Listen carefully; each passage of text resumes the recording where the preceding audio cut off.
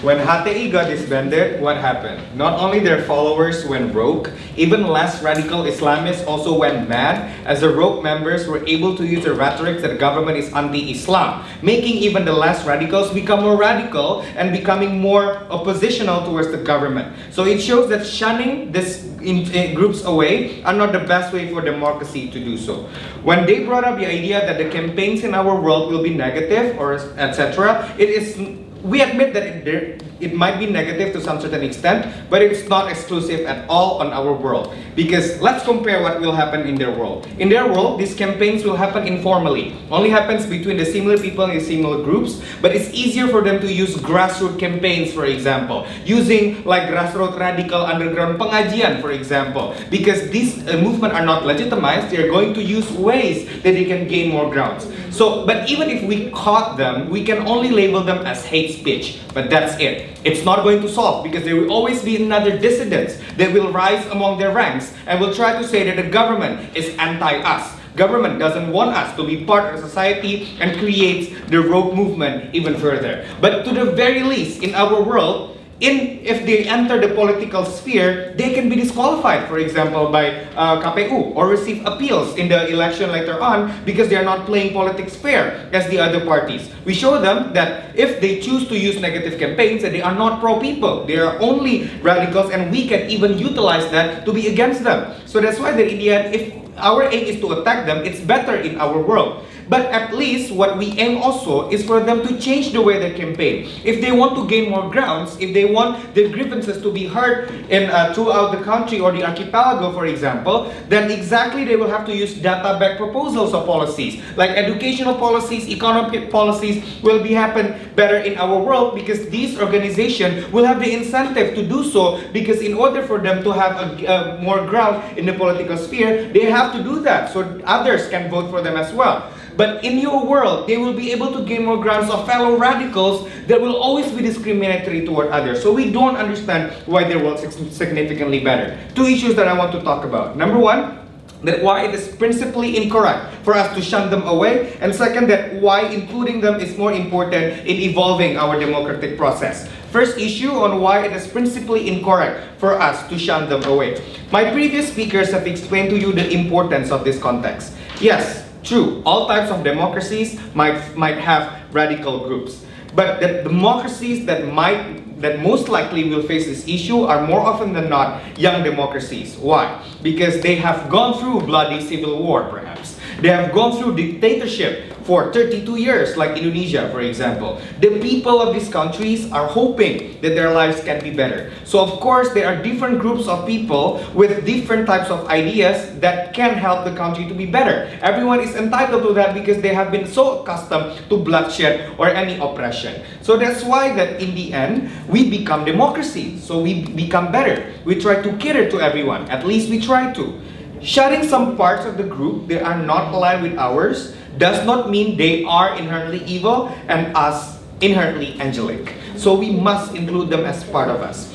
So what did the opposition team say about this context? First of all, they said it's completely unfair to discuss the debate if we are only talking about young democracies. Sure, let's talk about mature democracies anyway. We don't care. But the thing that we really care about is how we should include them. So when they just simply said that, you know, these people, these groups are simply evil, they use hate speech, they use discrimination. Three layers on rebutting this. First, this argument can only run if they explain evil is inherent and evil is without reason.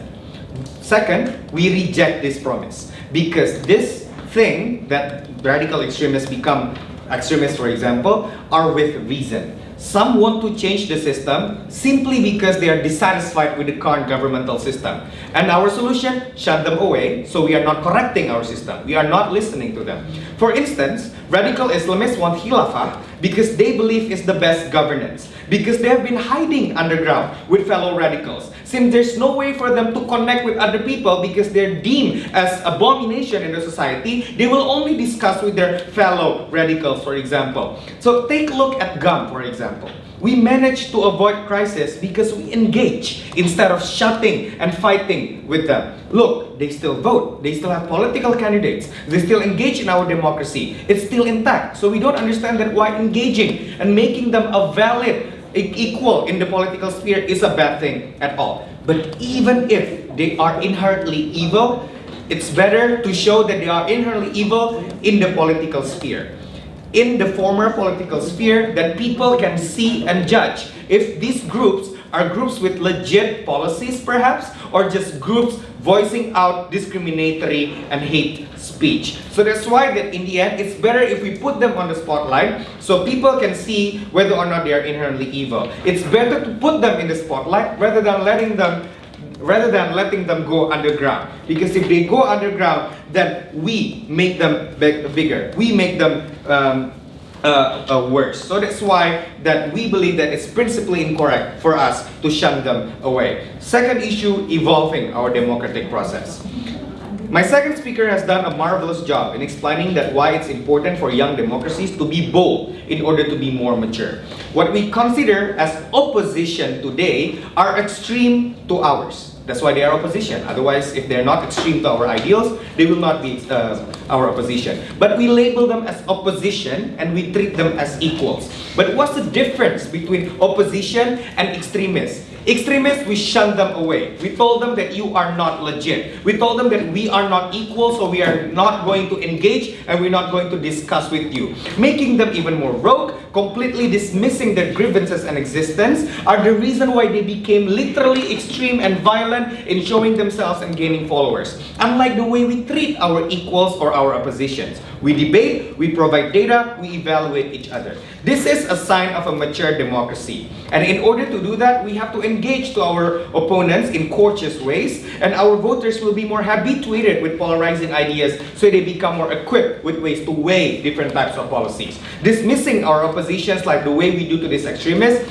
make them more resisting, make them go underground and grassroots, make voters habituated with the idea that incumbent should run unopposed, and we do not want this. What did the negative team say about this? We need to maintain democratic stability. This argument can only run if they can answer what stability is, because we believe that political stability is also a burden that they need to explain under their world about how shutting these people away can translate into political stability. And if they can explain why shutting extremists down is equal with exterminating them root and stem. We reject this premise because democracy should develop and adjust to the dynamics of society, its problems, its concerns. Who's to say radical Islamist concerns that we shut down are not as crucial as the poor's grievances, for example? This is exactly what their world will look like. Putting priorities into boxes and cherry pick that will assure us a win in the next election. But the harm of this transcends to people educate their followers in a grassroots way, to how they legitimize their grievances through rhetoric that government hates you and want you to go away. It's not going to be stable anyway.